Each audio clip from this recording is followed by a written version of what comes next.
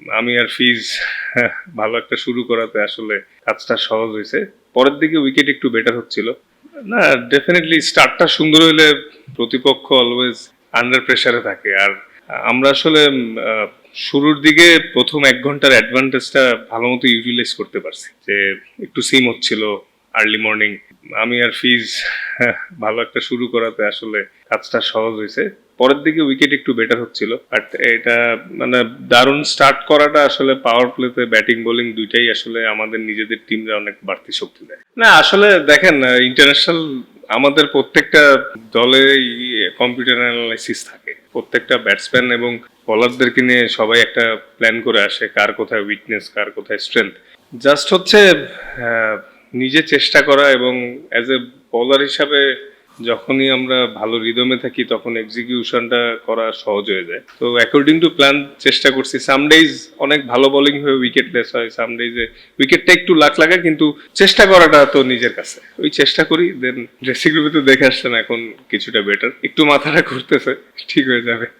He did a great job, মানে under প্রেসারে বল মাথায় লাগার পরও, কারণ চিন্তা করছো যদি ওই সময় এসে পড়তো নতুন একটা ব্যাটসম্যান যায় আরো প্রেসারে ভুল করতে পারতো, কিন্তু হৃদয় আর মিরাজ লাস্টের দিকে ভালো ফিনিশ করছে। হৃদয় ব্যাটেড রিয়েলি ওয়েল।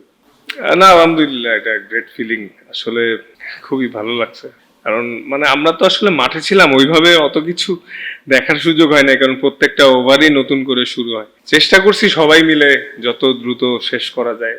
পরের দিকে ওদের আবার পার্টনারশিপ হয়েছে, তো আবার শেষ হয়েছে। তো এটা একটা গ্রেট ফিলিং যে অস্ট্রেলিয়ার সাথে ভালো হচ্ছে আর কি। আমরা এবার কেউ উইকেট নিয়েও কিছু বলতে পারবে না, ভালো উইকেটে খেলতেছি। এমন না যে ধান ক্ষেত এই ক্ষেত, ঠিক আছে, আমরা ভালো উইকেটে খেলতেছি, ভালো টিমের সাথে জিততেছি। So it's a great achievement.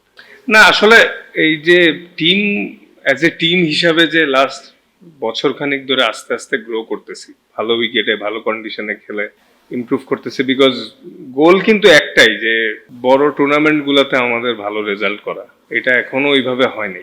তো এই জন্যই আমাদের বোর্ড এবং প্লেয়ার সবাই মিলেই মানে যেটা চাচ্ছে, যে ভালো কন্ডিশনে খেলে খেলে আমাদের স্কিল ডেভেলপ করা, অ্যাডাপ্টেশন। অস্ট্রেলিয়ার মাটি বা সাউথ আফ্রিকা যখনই যেখানে খেলা হবে, ওইখানে একটু বাড়তি বাউন্স থাকবে ডেফিনেটলি। যতটা এরকম ভালো উইকেটে খেলবো, কিছুটা হলেও অ্যাডাপ্ট করাটা ইজি হবে। এটা আমি শিওর ফিউচারে কাজে আসবে। না এখন তো 34 ওভারের পরে একটা বল দিয়ে খেলা হয়, তো বলটা মেনটেন করলে কিছুটা রিভার্স সুইং পারা যায়, মানে পাওয়া যায়। এবং অবশ্য রিভার্স হইলেই তো হবে না, কন্ট্রোলে করাটা ইম্পর্টেন্ট, যেটা হয়তো আমার একটু, to be honest, last test series খেলাতে আমার উপকারে আসছে। অনেক লম্বা সময় পুরান বলে বল করছি, তো ওই গাট ফিলিং থেকেই পুরান বলে একটা নিজের বিশ্বাস থাকে আমি কন্ট্রোলে রিভার্স সুইং করাইতে পারবো। তো থ্যাঙ্কস টু আমার টিমমেটদেরকে, ওরা বলটা মেনটেন করছে সুন্দর করে, কারণ বল মেনটেন না করলে রিভার্স হওয়াটা ডিফিকাল্ট। তো আমি জাস্ট ট্রাই করছি, আসলে প্রসেসেই চেষ্টা করতেছি, সবকিছু নিয়ে কাজ করতেছি। রেজাল্ট তো সামটাইমস খারাপ হয়, ভালো হয়, কিন্তু প্রসেস ভালো থাকলে আমার মনে হয় আমার কনসিস্টেন্সিটা ভালো থাকবে।